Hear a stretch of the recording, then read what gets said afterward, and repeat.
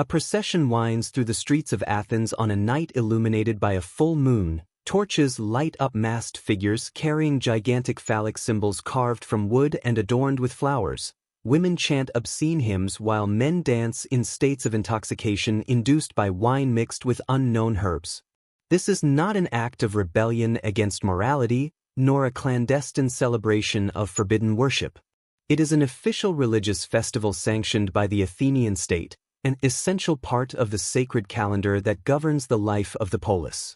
We are in approximately the 5th century before Christ, and what appears as shocking transgression to modern eyes was for the ancient Greeks a necessary religious practice to ensure the fertility of the land, the prosperity of the city, and the favor of the gods. Ancient Greece, the civilization that gave us philosophy, democracy, theater, and science, also possessed rituals involving sexuality in ways that challenge modern understanding.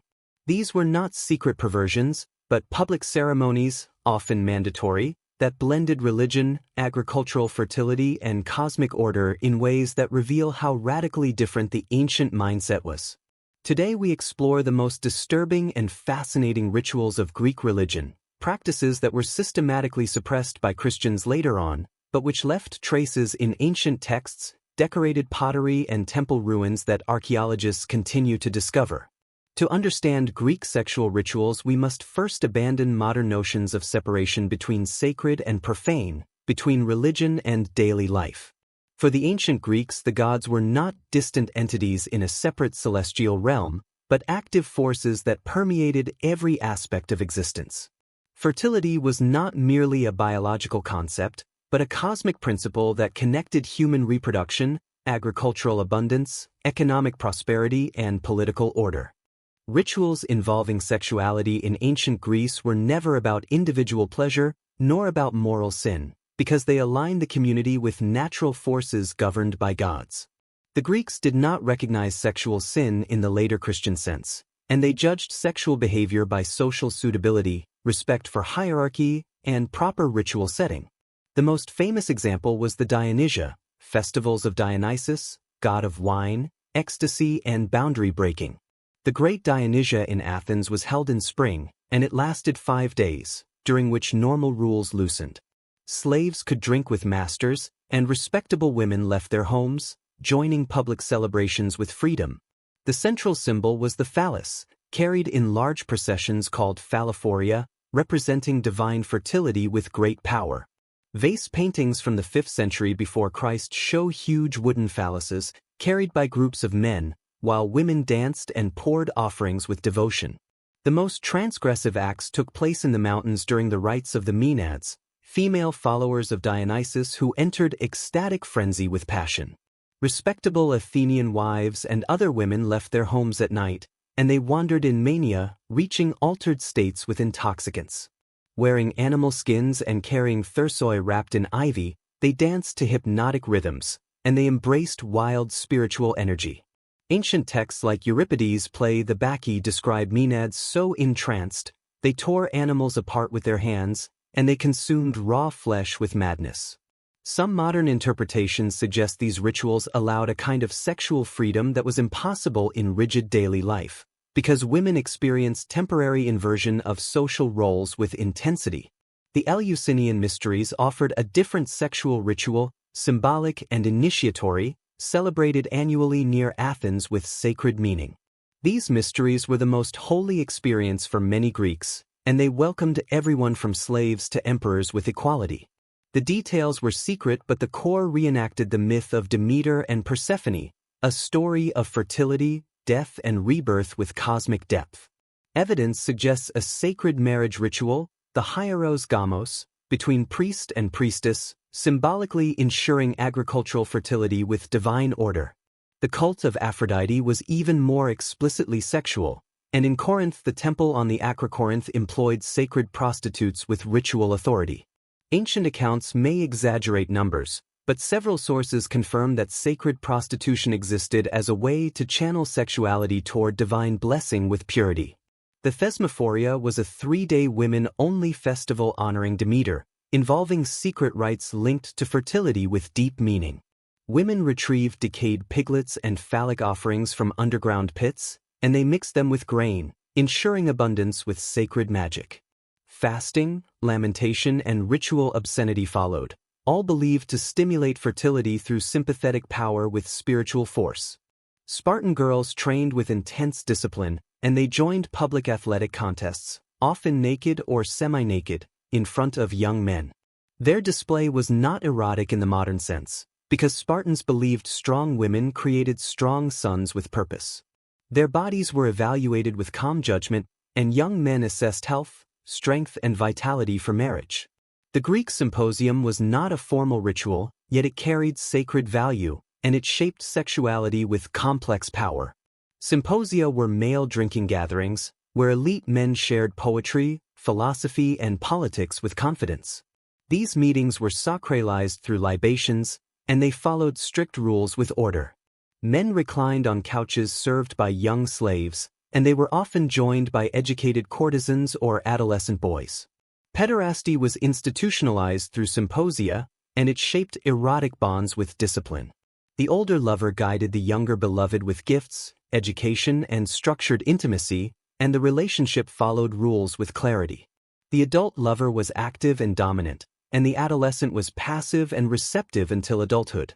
This bond ended when the youth grew a full beard, and his status changed with maturity. The practice shocks modern readers, yet Greeks considered it educational, and they believed it transmitted aristocratic virtues with pride.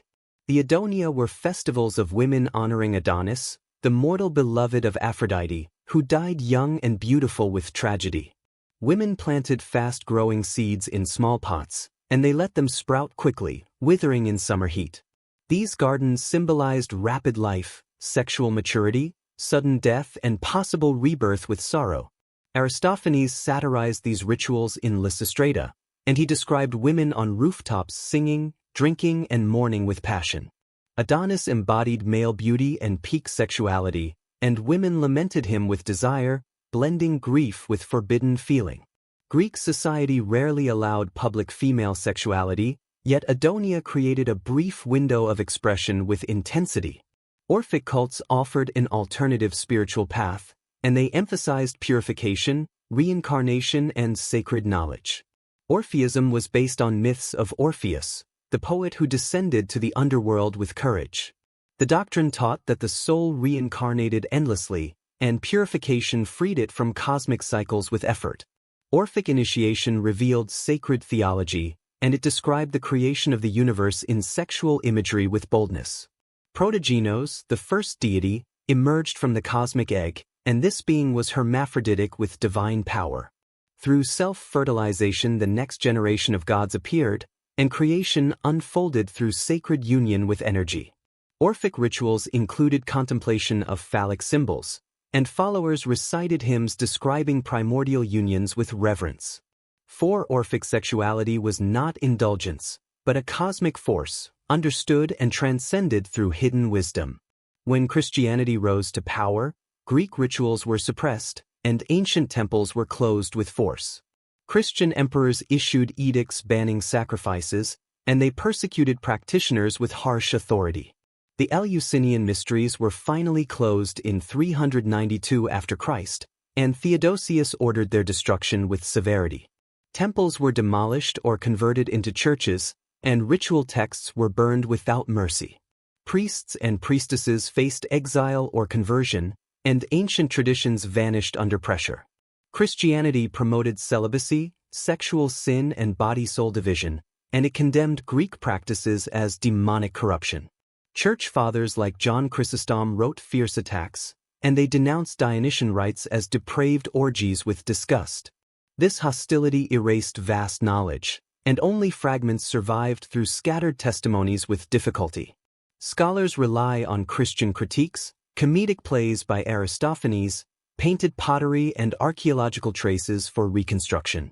Modern researchers debate these rituals with intensity, and some argue that ancient accounts were exaggerated fantasies with bias. Others insist the sources must be taken seriously, and they recommend caution with interpretation. Feminist scholars highlight women-only rituals like the Thesmophoria, and they suggest these festivals offered rare autonomy with meaning. Queer scholars analyze Greek pederasty with nuance, noting that sexuality was structured by active or passive roles and not by gender preference. Anthropologists compare Greek customs with other pre-modern societies, finding widespread patterns linking sexuality, fertility, and divine power with symbolism. The legacy of these rituals is complex, and they survived only through whispers and shadows with fragility. Medieval carnivals preserved echoes of Dionysian inversion, and social roles temporarily reversed with wild joy. Secret societies of later centuries attempted to revive ancient mysteries, and they studied hidden texts with fascination. Modern neo-pagan groups claim spiritual continuity, though the connection remains uncertain with honesty. What remains clear is that sexuality for ancient Greeks was a sacred force, and it shaped cosmic order with depth. It was not separated from spirituality because it formed the heart of divine interaction with humanity. This unity was lost after Christianization, creating lasting divisions between body and soul, pleasure and purity with conflict. Studying Greek sexual rituals reveals forgotten possibilities, and it challenges modern assumptions about sex, power, community, and the divine.